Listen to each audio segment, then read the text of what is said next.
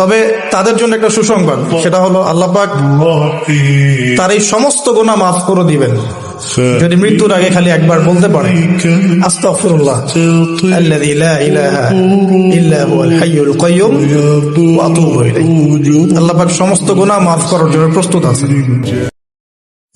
তবে তাদের জন্য একটা সুসংবাদ, সেটা হলো আল্লাহ পাক তার এই সমস্ত গুনাহ মাফ করে দিবেন যদি মৃত্যুর আগে খালি একবার বলতে পারে আস্তাগফিরুল্লাহ আল্লাযী লা ইলাহা ইল্লা হুয়াল হাইয়ুল কাইয়্যুম ওয়া আতুবু ইলাইহি। আল্লাহ পাক সমস্ত গুনাহ মাফ করার জন্য প্রস্তুত আছেন।